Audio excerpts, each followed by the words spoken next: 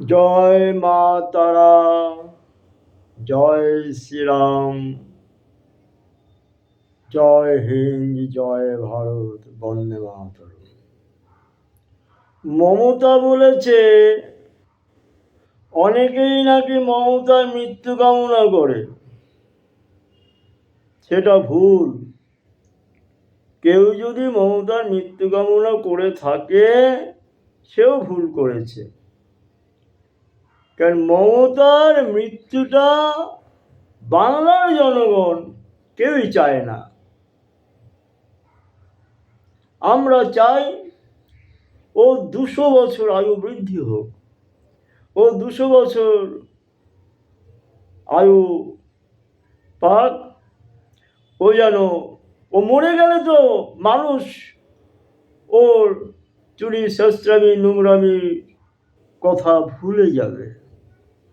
আর ও যদি বেঁচে থাকে মানুষ ওর প্রতি যে ঘেন্নাটা, ওকে দেখলেই ঘেন্নায় জ্বলবে আর গালি দেবে, চোর বলবে, কিছু একটা বলবে।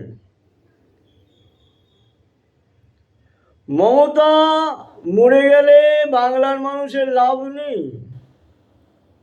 কারণ সবাই ভুলে যাবে একজন অত্যাচারী স্বৈরাচারী শাসক ছিল। ওকে চোর বললে কম বলা হবে, ডাকাত বললে কম বলা হবে, স্বৈরাচারী বললে কম বলা হবে, নোংরা বললে কম বলা হবে,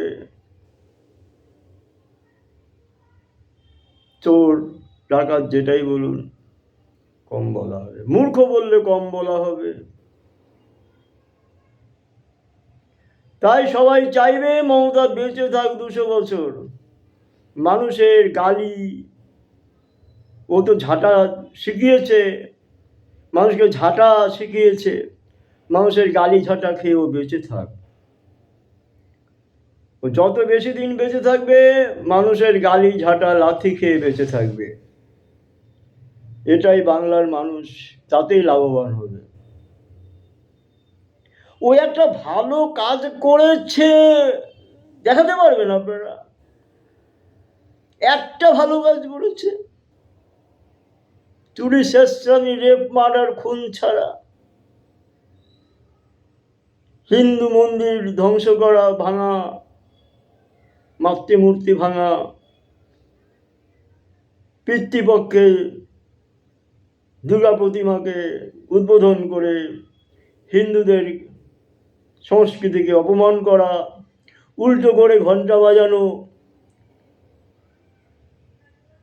হিজাব পট্টি বেঁধে মা দুর্গার উদ্বোধন করা, দুধের গাইদের খুশি করার জন্য। একটা মুসলিম নারী সে কি করে মা দুর্গাকে স্পর্শ করে, মা দুর্গাকে অশুচি করে? এটা তো হিন্দু সনাতনী সম্প্রদায় কখনো মেনে নিতে পারে না। তাই মানুষ চায় ও বেঁচে থাক, ও বেঁচে থাক। ও একটা ভালো কাজ করছে দেখাতে পারবেন? তবে আমি দেখাতে পারবো একটা ভালো কাজ করেছে, একটা ভালো কাজ করেছে এবং খুব ভালো কাজ করেছে। শুভেন্দু অধিকারীকে তার সর্বভারতীয় সভাপতির পদ থেকে ডিমোশন করে তার ছেলেকে সেই পদে বসিয়েছে। শুভেন্দু অধিকারীর আত্মমর্যাদায় আঘাত করেছে। এই কাজটা ভীষণ ভালো কাজ করেছে। এই ভালো কাজটা যদি না করত তবে আজকে আমাদের পশ্চিম বাংলায় বিজেপির পরিবর্তনটা আসতো না। পশ্চিম বাংলায় রাজনীতির পরিবর্তনটা আসতো না। এই ভালো কাজটা মমতা না করলে পশ্চিমবঙ্গের রত্নগর্ভা মুখ্যমন্ত্রী বাপের বেটা শুভেন্দু অধিকারী পদাধিকার বলে সার্বিক সমর্থনে মুখ্যমন্ত্রীর পদে আসীন হতো না। আমি ভোটের 3 মাস আগে যেমন বলেছিলাম, অনেকেই সোশ্যাল মিডিয়াতে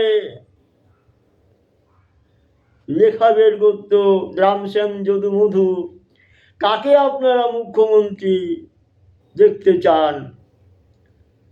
আমি এবং আমার সঙ্গীরা সবাই একটা কথা লিখত, পশ্চিমবঙ্গে একমাত্র fittest candidate for CM Suvendu Adhikari. পশ্চিমবঙ্গে একমাত্র fittest candidate for CM Suvendu Adhikari বলেছিলাম। এবং একথাও বলেছিলাম, শুভেন্দু অধিকারী যদি পশ্চিমবঙ্গের মুখ্যমন্ত্রী হয়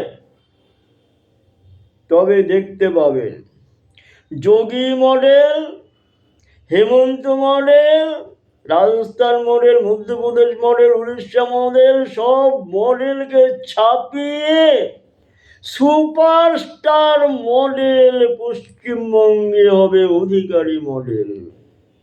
আমি বলেছিলাম আপনারা ধীরে ধীরে ধীরে ধীরে ধীরে ধীরে শুধু দেখেই যাবেন, আপনারা ধীরে ধীরে শুধু দেখে যাবেন।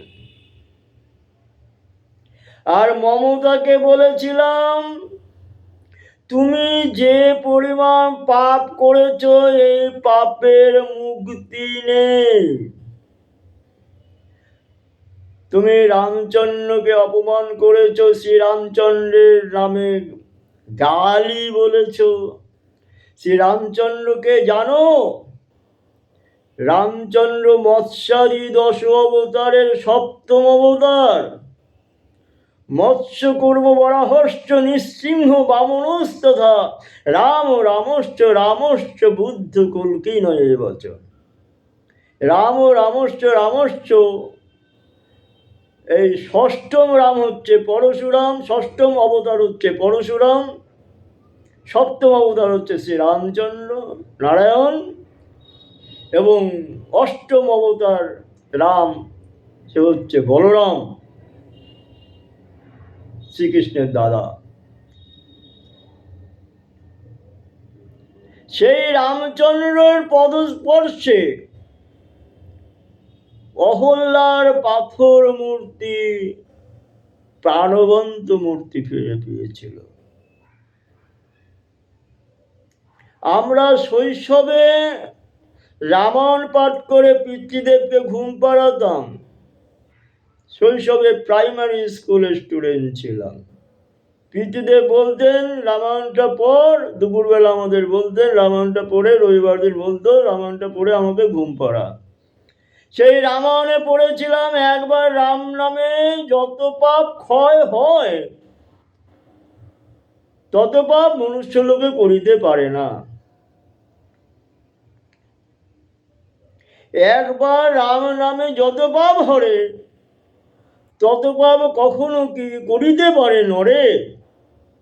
এই ভাষাটাই লেখা ছিল।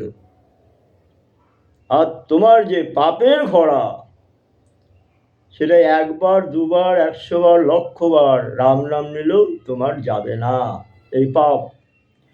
তোমার এই পাপের থেকে মুক্তি পাওয়ার রাস্তা আমি বলে দিয়েছিলাম ভোটের 3 মাস আগে।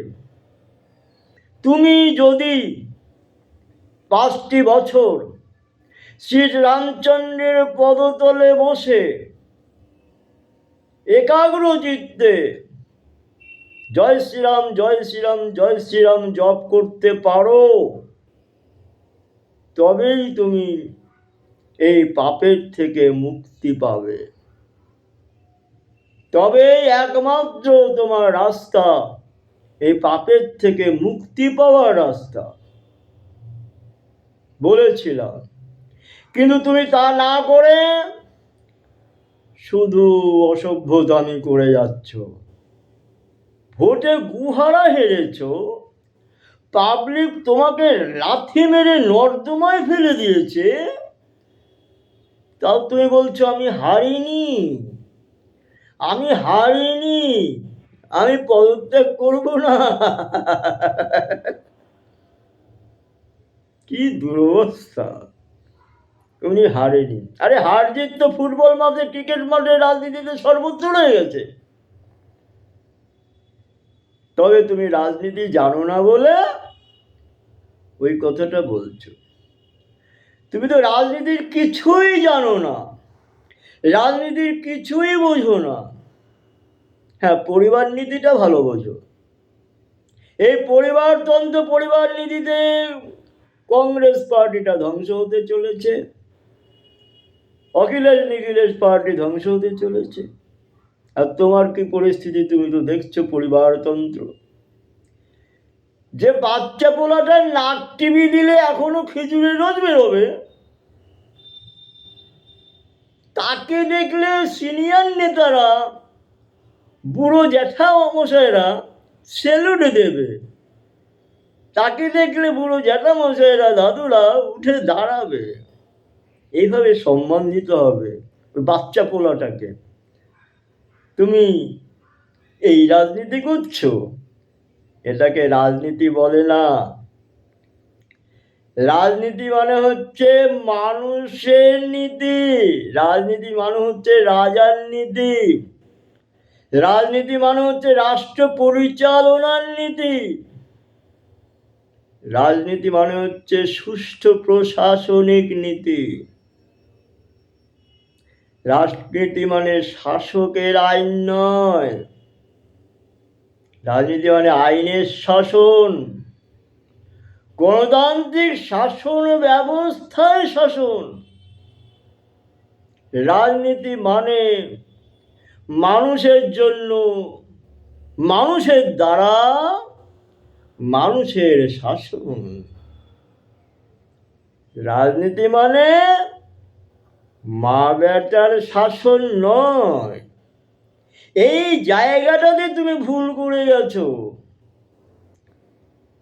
তুমি রাজনীতির নাম করে এত বছর ধরে এতগুলো মানুষকে নাচিয়ে গেছো, যারা তোমার পেছনে নেচেছে এতদিন ধরে, 35-40 বছর ধরে, তারা শুধু মজার লোভে, টাকার লোভে, টাকা কামানোর আশায় তোমার সঙ্গে ছিল। এই 15 বছর তৃণমূলে তোমার যারা সঙ্গী সাথী ছিল, সবাই টাকা কামাবার লোভে, টাকা পাওয়ার লোভে তোমাকে ভালোবেসেছে, মধুর লোভে তোমাকে ভালোবেসেছে। অন্তর দিয়ে কেউ তোমাকে ভালোবাসেনি। হে মমতা বেগম, তোমাকে কেউ ভালোবাসেনি, অন্তর দিয়ে তোমাকে কেউ ভালোবাসেনি। যদি ভালোবাসতো তাহলে ঝট করে তুমি নর্দমায় পড়ার পরে তারা সরে যেত না, নর্দমা থেকে তোমাকে টেনে তুলতো।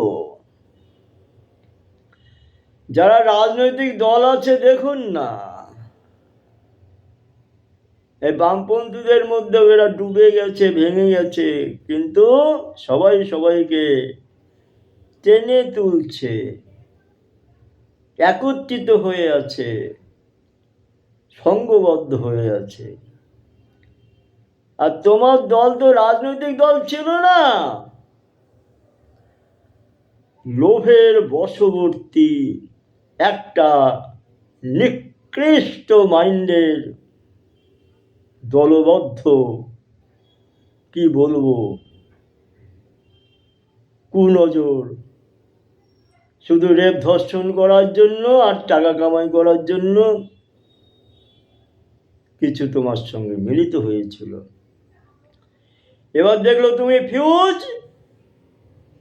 শুভেন্দু অধিকারী এসে বাংলার মসনদে বসেছে। এবার তোমার যারা ভাই বোনেরা ছিল,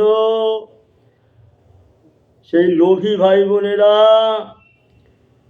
লুচ্চা ভাই বোনেরা, টাকা পয়সা চুরি করে বড় বড় রাজপ্রাসাদ বানিয়েছে, কোটি কোটি কোটি কোটি কোটি কোটি টাকা তৈরি করেছে, তাদের এখন প্যালপিটেশন বেরিয়ে গেছে। তারা এখন তোমার দিকে তাকাবে, না বলবে চাচা আপন প্রাণ বাঁচা, আপনি বাঁচলে বাপের নাম।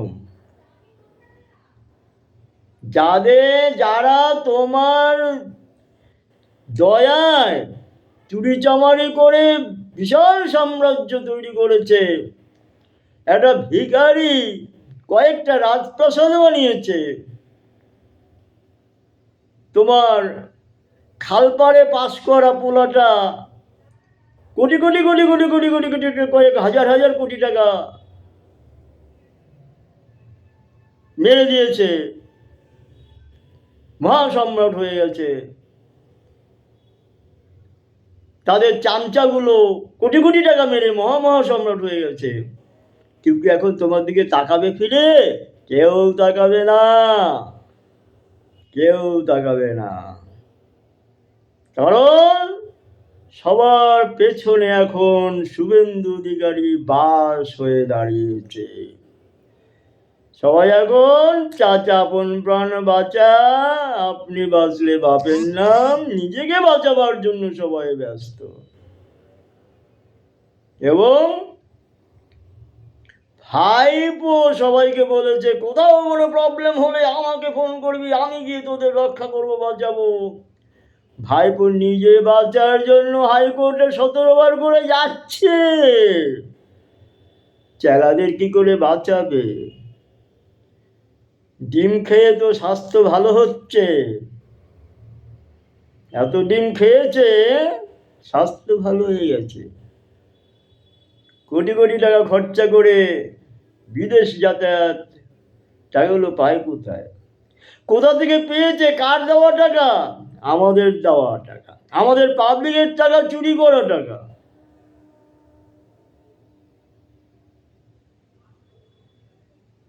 এইভাবে কোনো রাজনৈতিক দল চলে না। তাই বলি, সমস্ত রাজনৈতিক নেতাদের আমি বলি, আপনারা রাজনীতি ভুলে যান, আপনারা মানব নীতিতে বিশ্বাসী হন, আপনারা মানব নীতিতে বিশ্বাসী হন, আপনারা মানব নীতিতে বিশ্বাসী হন। মানুষকে ভালোবাসতে শিখুন, মানুষকে খালে পড়ে গেলে তাকে টেনে তুলবেন, বিপদে বললে বাঁচাবেন, মানুষের দিকে তাকাবেন। মানুষের থেকে চুরি শেষরামি তোলাবাজি করে খাবেন না। মানুষের বিপদে আপদে মানুষের দিকে তাকাবেন, মানুষের জন্য করবেন, দেশের জন্য করবেন, দেশের মাটির জন্য করবেন, রাষ্ট্রবাদী হবেন।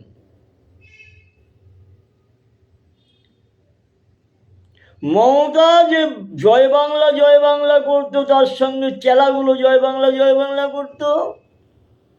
জয় বাংলা মানে কি? জয় বাংলা মানে বাংলাদেশের স্লোগান। জয় বাংলা মানে বাংলাদেশের সঙ্গে মমতার কন্ট্রাক্ট হয়েছিল। বাংলাদেশকে বলেছে তোমরা সব এসে আমাকে ভোটে জিতিয়ে দাও, বর্ডার তো খোলা আছে, ভোটে তোমরা এসে আমাকে জিতিয়ে দাও, সবার ভোটার কার্ড আমি করে দিচ্ছি, ভোটার আধার করে দিচ্ছি, তোমরা এসে আমাকে জিতিয়ে দাও, আমি পশ্চিমবঙ্গের সম্রাজ্ঞী হব, পশ্চিমবঙ্গটা তোমাদেরকে বাংলাদেশের সঙ্গে মিশিয়ে দেব, তোমরা আমাকে পশ্চিমবঙ্গের প্রধানমন্ত্রী করে দেবে, পশ্চিমবঙ্গটা ভারত থেকে আলাদা রাষ্ট্র হবে, তোমরা আমাকে প্রধানমন্ত্রী করবে। এই কন্ট্রাক্ট হয়েছিল বাংলাদেশের সঙ্গে, মৌখিক কন্ট্রাক্ট। কিন্তু তাই কি করত বাংলাদেশের জিহাদি মোল্লারা? কখনো তা করত না। ইতিহাস জানা নেই আপনার, ইতিহাস ভুলে গেছেন, মির্জাফরের কথা ভুলে গেছেন।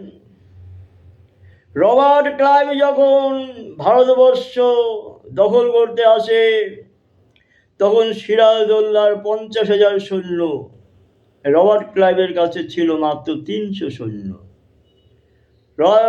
রবার্ট ক্লাইভ জয়ী হলো কি করে? মির্জাফরের সঙ্গে কন্ট্রাক্ট করেছিল, তুমি আমাদের জয়ী করে দাও, জিতিয়ে দাও, ভারত দখলের রাস্তা প্রশস্ত করে দাও, তোমাকে আমরা ভারতের রাজা বানিয়ে রেখে দেব, প্রধানমন্ত্রী বানিয়ে রেখে দেব, প্রধান বানিয়ে রেখে দেব।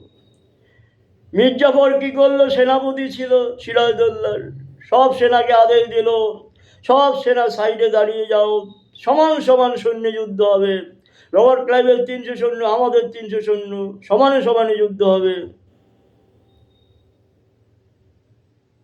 সব সৈন্য সাইডে সরে গেল, 300 যুদ্ধ হলো। শহর সেনাপতি মীর মদন, মোহনলাল, এরা জান প্রাণ দিয়ে যুদ্ধ করে প্রাণ হারালো এই মির্জাফরের কারণে। রবার্ট ক্লাইভ ভারত দখল করলো, মির্জাফরকে কি করলো? একটা চেয়ারের পেছনে একটা বাঁশের খুঁটা লাগিয়ে দিয়ে ওর মধ্যে বসিয়ে দিল মির্জাফরকে। তুমি এই চেয়ারে বসে থাকবা, বাঁশের খুঁটাটা দেখবো নড়ে চড়ে না জানি, ঢুকে যায় ভেতরে, নড়াচড়া করবা না। বাঁশের খুঁটার মধ্যে বসিয়ে রাখলো, সবাই দেখলো চেয়ারে বসে আছে, মির্জাফরকে বসিয়ে রাখলো। রেখে কি বললো?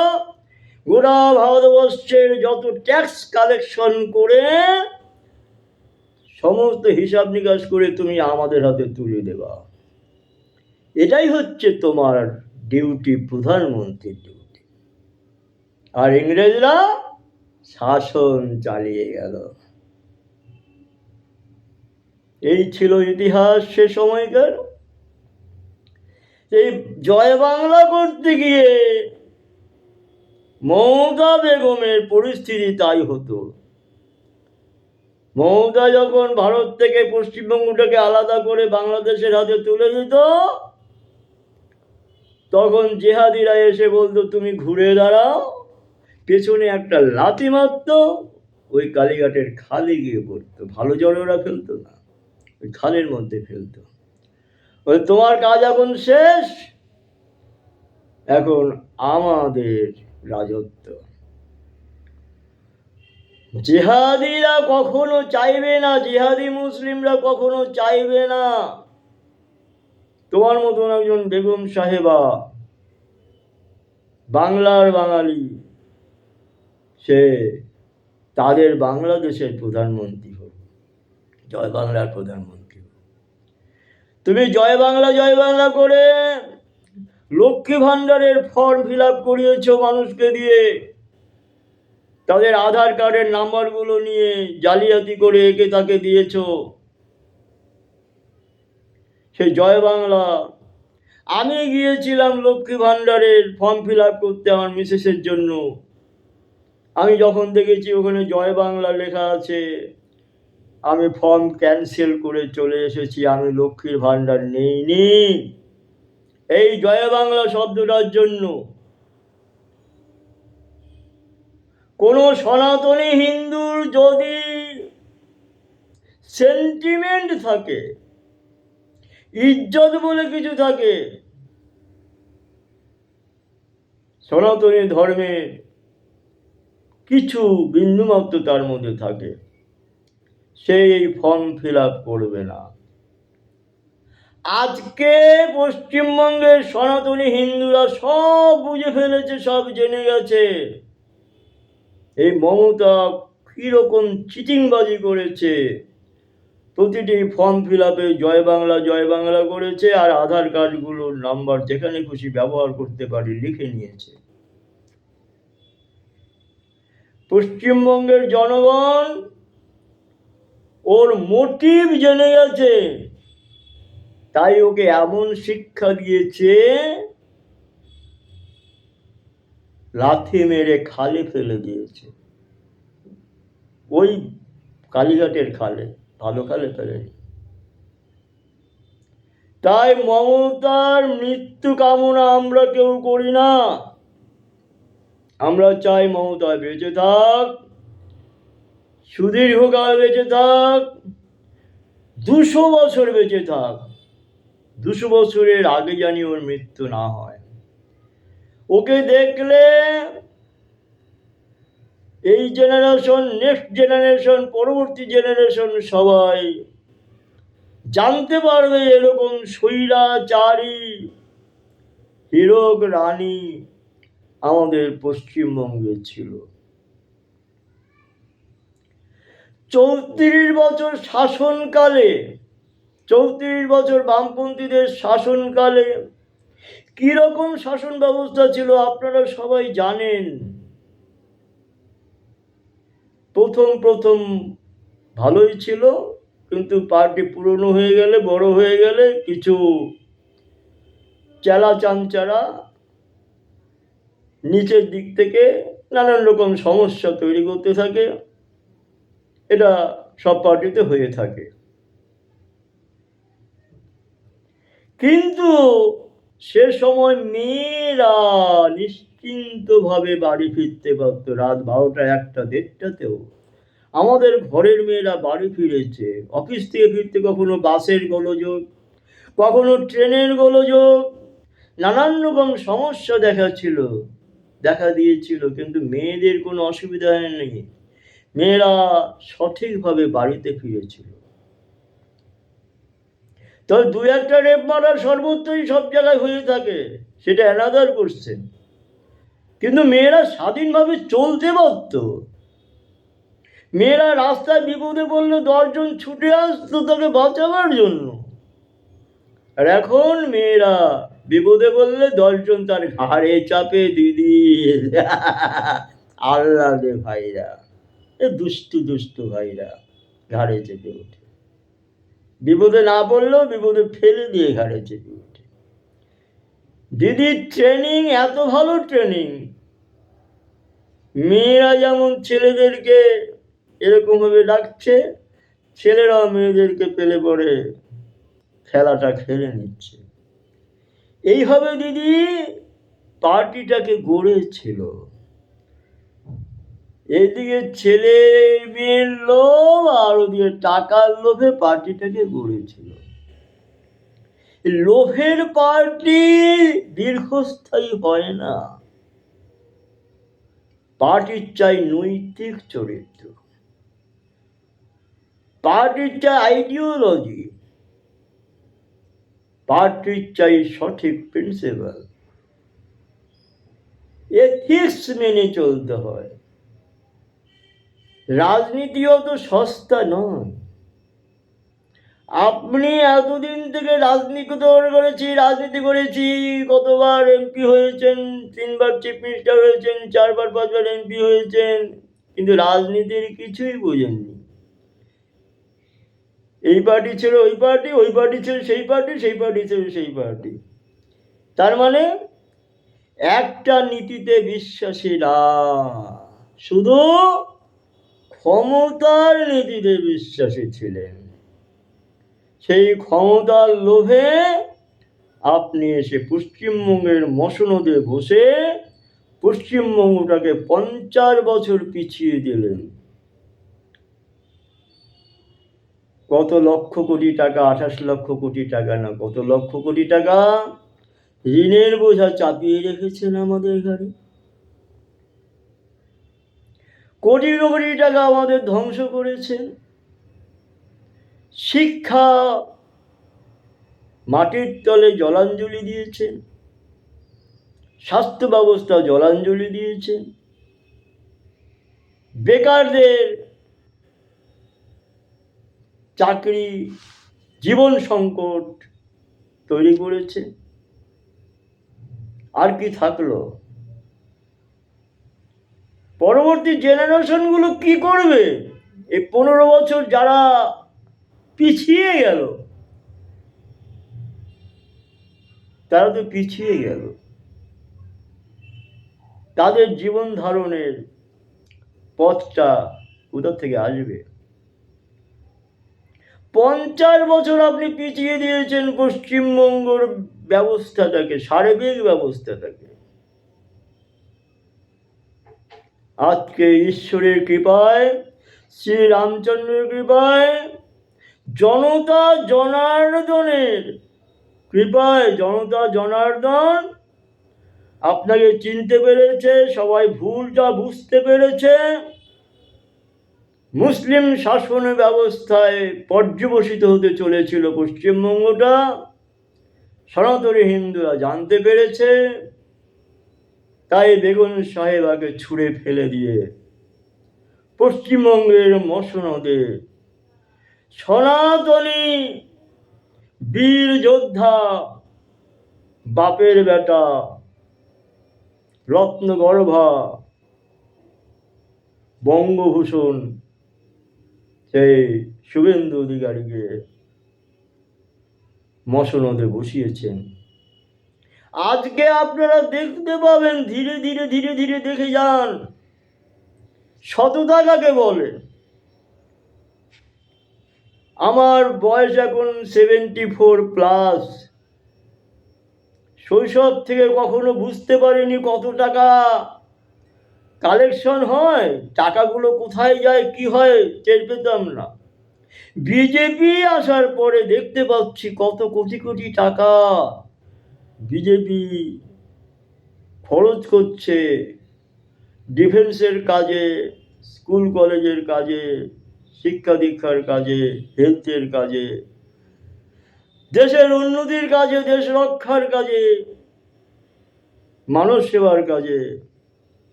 কোটি কোটি টাকা কেন্দ্রীয় সরকার খরচ করছে। আমরা নিজেরা চোখে দেখতে পাচ্ছি, তার আগে আমরা দেখতে পাইনি টাকা কোথায় যায়। আজকে পশ্চিমবঙ্গ দেখবেন, সেই মহাযোগী নরেন্দ্র মোদীর শিষ্য, মহাযোগী নরেন্দ্র মোদীর চেলা শুভেন্দু অধিকারী, তিনি সেই যোগীর ভূমিকায়, যোগী মানে কি, মানুষের সেবায়, দেশের সেবায় নিজেকে যুক্ত করা, চুরি স্বেচ্ছামি নয়। পরের কারণে স্বার্থ দিয়া বলিয়ে জীবন মন সকলে দাও, তার মতো সুখ কোথাও কি আছে, আপনার কথা ভুলিয়া যাও। সেই মানসিকতা শুভেন্দু অধিকারী যোগী। যোগী মানে শুধু যোগ ব্যায়াম করলে যোগী বলে না, মানব হিতৈষী হতে হবে। নিজের স্বার্থ ত্যাগ করে দেশের স্বার্থ, মানুষের স্বার্থে নিজেকে বিলীন করে দিতে হবে, তাকেই বলে যোগী।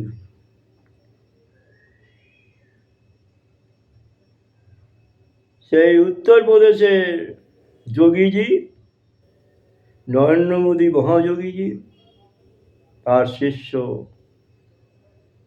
শুভেন্দু অধিকারী, তিনি মহাযোগী হবেন। আমি জানি, ঈশ্বরের কাছে প্রার্থনা, শুভেন্দু অধিকারী চুরি করবে না এবং চুরি করতে দেবে না। মোদিজি বলেছিল, খাইনে নেহি খানে ভি নেহি দেঙ্গে। সেই মন্ত্রেই দীক্ষিত উত্তরপ্রদেশের যোগীজি, প্রতিটি রাজ্যের মুখ্যমন্ত্রী আমাদের পশ্চিমবঙ্গের মুখ্যমন্ত্রী। মোদিজি যাকে তাকে মুখ্যমন্ত্রীর চেয়ারে বসায় না, যাকে নির্লোভ উপযুক্ত দেখবে তাকেই বসাবে। সেটাই হচ্ছে মোদিজির ব্রেন। মোদিজি জানতে পেরেছে কে পশ্চিমবঙ্গটাকে বাঁচাতে পারবে। আজকে মোদিজির কাছে আমাদের চাওয়া পাওয়ার মতো আর কিছুই নেই। মোদিজি আমাদেরকে যা দিয়েছেন, এই পশ্চিমবঙ্গটাকে মুসলিম রাজত্বের কবল থেকে বাঁচিয়ে হিন্দু সনাতনীদের হাতে তুলে দিয়েছেন।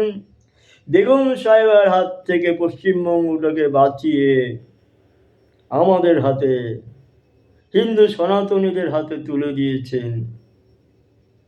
এতে আমরা মোদিজিকে অশেষ অশেষ ধন্যবাদ। শুভেন্দু অধিকারী পশ্চিমবঙ্গের এ প্রান্ত থেকে সে প্রান্তে হিন্দু জাগরণ তৈরি করেছিলেন। তার প্রশংসা করার মতো আর জায়গা নেই। শুভেন্দু অধিকারী যা করেছে, ভারত স্বাধীন হওয়ার সময় সবাই জান দিয়েছিল, প্রাণ দিয়েছিল, যুদ্ধ করেছিল, কিন্তু নেতাজি না থাকলে ভারত স্বাধীন হতো না। সেম শুভেন্দু অধিকারী পশ্চিমবঙ্গের জন্য সবাই খেটেছে, জান দিয়েছে, প্রাণ দিয়েছে, কেন্দ্র থেকে ঝাঁপিয়ে পড়েছে। পশ্চিমবঙ্গের সমস্ত নেতা কর্মী ভোটার সবাই ঝাঁপিয়ে পড়েছে। শুভেন্দু অধিকারী না হলে পশ্চিমবঙ্গের মসনদ পাওয়া যেত না। সেজন্য মমতা ব্যানার্জিকে অশেষ অশেষ ধন্যবাদ। শুভেন্দু অধিকারীকে তৃণমূলের সর্বভারতীয় যুব সভাপতির পদ থেকে ডিমোশন করে দিয়েছিলেন। তার অন্তর্মর্যাদায় আঘাত করেছিলেন, তাই তাকে আমরা পেয়েছিলাম। তাই মমতা ব্যানার্জিকে অশেষ ধন্যবাদ। মমতা ব্যানার্জি 200 বছর বেঁচে থাক, মানুষের গালি ঘেনায় সে জীবনটা কাটাক। জয় হিন্দ, জয় ভারত, বন্দে মাতরম, জয় শ্রীরাম, জয় শ্রীরাম, জয় শ্রীরাম।